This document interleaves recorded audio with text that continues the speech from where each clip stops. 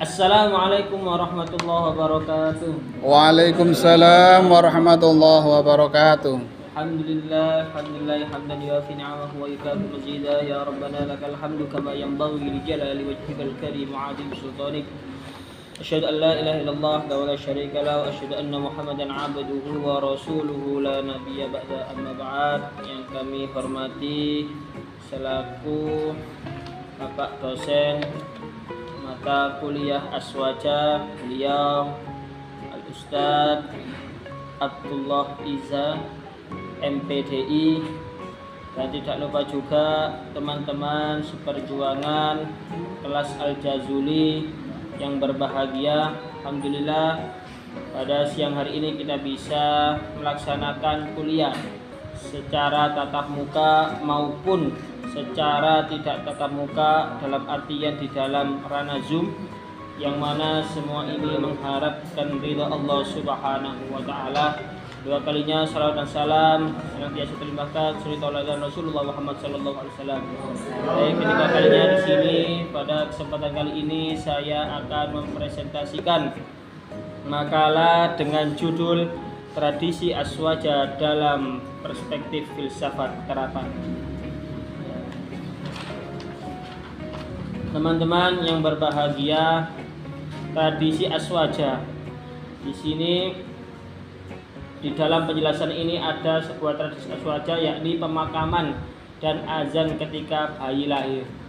Nah, di sini dijelaskan bahwasanya sering kita jumpai saat mengebumikan mayat, saat mengkubur mayat, yang mana salah satu tradisi yang sangat dianjurkan adalah mengumandangkan azan dan iqamah. Nah, dalam artian apa? Ketika mayat itu sudah dimasukkan ke dalam liang lahat, yang mana tradisi tersebut itu apa? Yakni hendaknya dikumandangkan azan dan juga iqamah. Yakni saat mayat sudah diletakkan di liang lahat. Tradisi tersebut sudah membumi di kalangan kita, yakni kalangan paham ahli sunnah wal jamaah. Sedangkan terkait problematika tradisi masyarakat yang sudah berlangsung sejak lama, maka tidak heran jika banyak kontradiksi hukum yang dicetuskan para ulama salaf. Di antaranya pertama, saat mengubur mayit, menurut sebagian ulama tidak disunahkan mengumandangkan azan sebab tidak ditemukan hadis secara tegas menganjurkannya. Nah, di sini bisa kita ambil bahwasanya setiap ulama itu pendapatnya beda, setiap ulama itu. Nah, salah satunya di sini ada yang ulama itu menjelaskan dan bahkan menganjurkan bahwasanya ketika ada sosok manusia yang meninggal, ketika dikubur itu harus dikumandangkan azan. Sedangkan ulama lain berpendapat, ulama lain itu berpendapat tidak disunahkan mengumandangkan azan. Jadi azan karepmu, gak azan karepmu, tidak disunahkan. Sunnah itu apa? Dikerjakan mendapatkan pahala ya. Tidak dikerjakan tidak apa-apa, ya kan? Selanjutnya ulama lain mengatakan bahwa hukum mengeluarkan azan ini sunnah. Nah, selanjutnya adalah poin azan. Mereka berargumen bahwa problematika ritual ini dikiaskan atau dalam artian dalam kurung disamakan dengan azan dan iqamah saat menyambut kedatangan bayi yang baru lahir. Nah, di sini dijelaskan bahwasanya yang tadi kan penjelasannya mengenai apa? Mengenai mayit ya, mayit yang telah dikubur. Nah, di sini yang poin selanjutnya menjelaskan tentang ketika ada sosok bayi yang lahir. Setelah dilahirkan oleh ibunya, ulama ini apa? Mengatakan bahwa hukum mengeluarkan azan ini sunnah. Nah, ulama ini menjelaskan bahwa ketika bayi lahir itu hukumnya sunnah untuk dikumandangkan azan. Nah, mereka berargumen bahwa problematika ritual ini dikiaskan atau disamakan. Berarti disamakan dengan apa masalah yang mengenai mayat tersebut tadi ya, yang sebelum penjelasan sebelumnya. Titik kulminasi ini tidak lain bahwa kelahiran bayi merupakan awal seseorang memasuki alam dunia.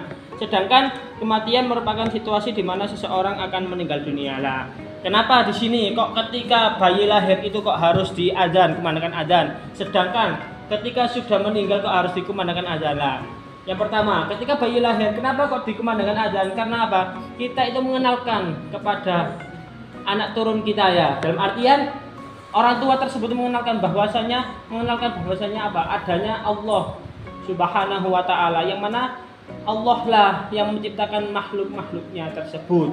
Maka dari itu disunahkan untuk dikumandangkan adzan. Biar pertama kali yang didengar itu Allah. Ya, biar pertama kali. Nah, bukan berarti apa? Ketika anaknya lahir disetelkan lagu dangdutan itu bukan berarti begitu ya. Maka dari itu kita disunahkan ini untuk dikumandangkan adzan. Gitu. Selanjutnya menanggapi pendapat yang bertubrukan. Nah, ini Pendapatnya kontra tidak ini sejalan. kalau nggak salah ya.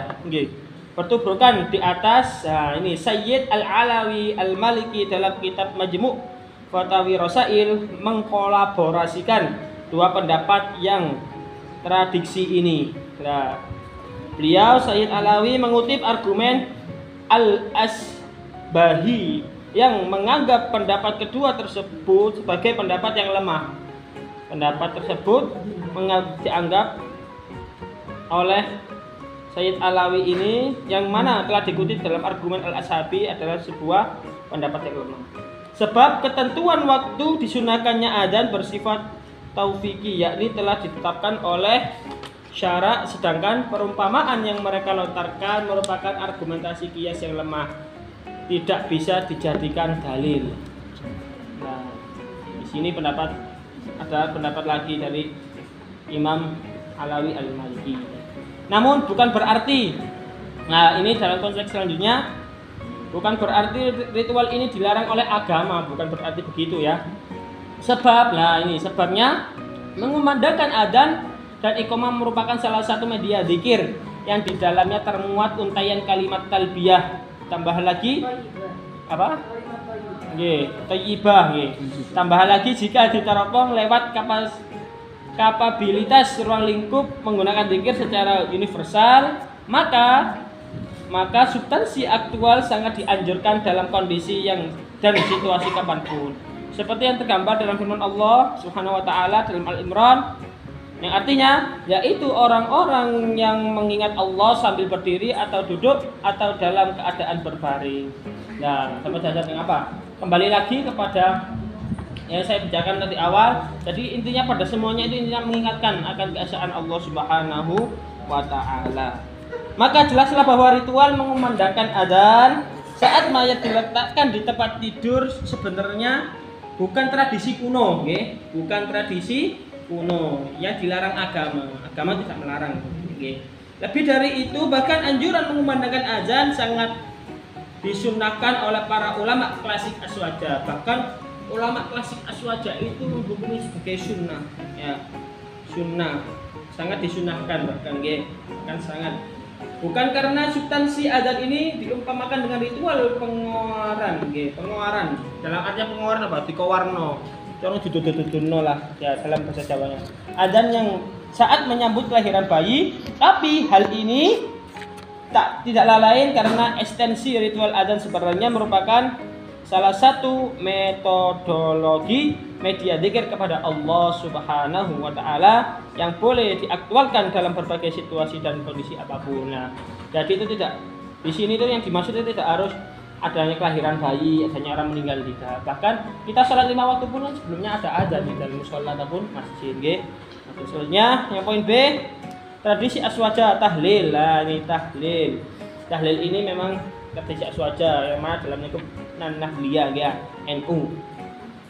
Versi bahasa tahlil, terma tahlil yang berasal dari gramatika Arab berupa sighat masdar dari fi'il madi halala yang berarti membaca kalimat thayyibah la ilaha illallah. Dalam tahlil kan ada afdalu dzikri fa'lam annahu la ilaha illallah, ada ge. Terus dalam perkembangan selanjutnya di negara Indonesia khususnya, tahlil dikonotasikan sebagai ritual keagamaan yang memuat susunan literatual ayat-ayat Al-Qur'an.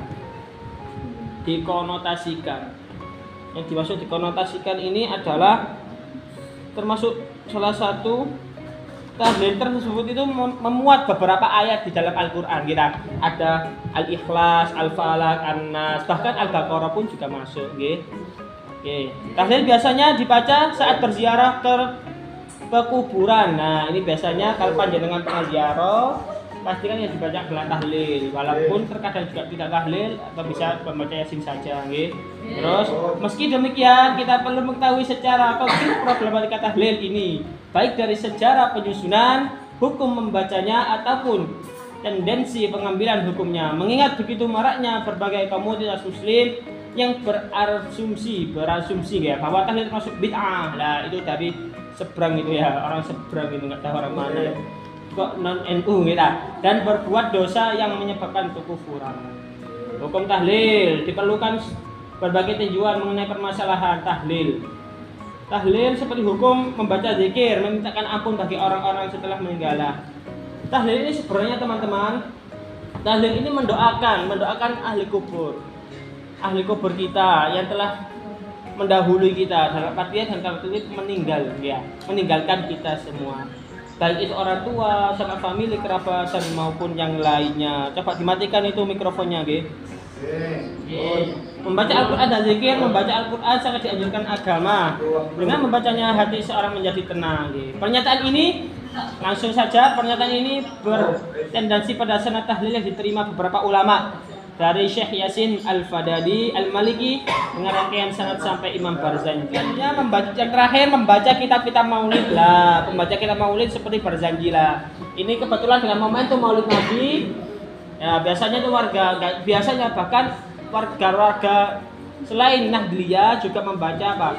Mengadakan sebuah peringatan Maulid Nabi. Karena apa? Memperingati sebuah Rasul utusan Allah Subhanahu wa taala sebagai pimpinan umat Islam. Ya, memperingati kelahiran baginda Rasulullah Muhammad SAW. Senang apa? Ya, bukti rasa cinta, mahabbah ya. Mahabbah. Ya, kita tersebut umumnya berisi syair-syair pemujaan kepada ya Rasulullah ya. Itu. Selanjutnya kita fikih menjelaskan bahwa hukum membuat atau membaca syair harus sesuai dengan visi misi syariat Islam. Itu syair itu berisi hal-hal yang positif ya. Nah, sekarang ini baratnya marahnya sebuah salawat ya, yang ya nasuti ya. Itu apa? Tidak memperhatikan ya. Tidak memperhatikan sebuah syair tertentu ya. Karena ada beberapa pengulangan. Bahkan sosok beliau Al-Habib Syekh ya, bahkan melarang ketika ada yang membacakan melantunkan salawat ya nasuti. Ya, itu aja. Bisa diteruskan. Selanjutnya demikianlah berbagai pujian itu dalam kalimat Maulid. Ya, sekian presentasi dari saya. Apabila ada kesalahan dalam segi apapun, saya mohon maaf sebesar-besarnya. Akan saya buka sebuah pertanyaan kepada teman-teman semua. Monggo, 2 pertanyaan saja. Saya mau tanya tentang masalah tradisi yang dijelaskan tadi. Saya kurang paham memahami tradisi atau dan begini. Tadi Mas Vicky mengatakan salah satu contoh tradisinya adalah mengadari anak bayi. Sedangkan dalam kitab-kitab kan ada hukumnya, ya. Artinya oleh para ulama dibahas. Secara sara itu sudah ada hukumnya. Nah, yang saya tanyakan, ketika suatu kejadian itu sudah dibahas perincian hukumnya, apakah juga bisa dikatakan tradisi? Gambarnya apa yang dimaksud dengan tradisi? Ya, sudah.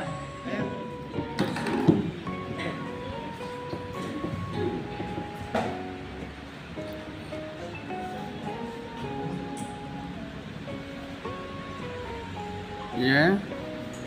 Oh gitu ya. Pertanyaannya, apakah kegiatan atau tradisi aswaja yang dilaksanakan di khususnya ya wilayah Nusantara ini Rasulullah pernah melakukannya, ya kan? Nah, oke, pertanyaannya bagus sekali ya. Oke, terima kasih.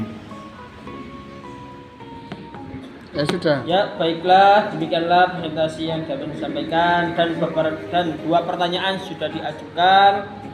Dan telah tiba di akhir sebuah presentasi dan menuju kepada pembahasan 2 pertanyaan tersebut.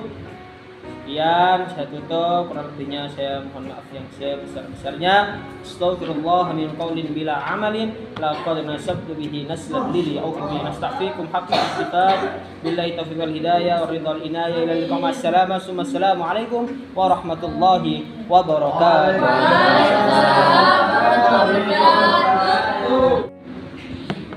Ya sudah. Ya, baiklah, demikianlah presentasi yang dapat disampaikan dan dua pertanyaan sudah diajukan.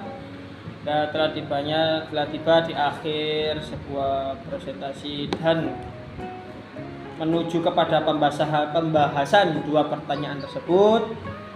Sekian, saya tutup. Kurang lebihnya saya mohon maaf yang sebesar-besarnya. Astaghfirullah min qaulin bila amalin laqad nasabtu bihi naslan lili au bi nastaghfirukum haqqan istighfar. Billahi taufiq wal hidayah wa ridhal inayah ila liqa ma'assalama. Assalamu alaikum warahmatullahi wabarakatuh.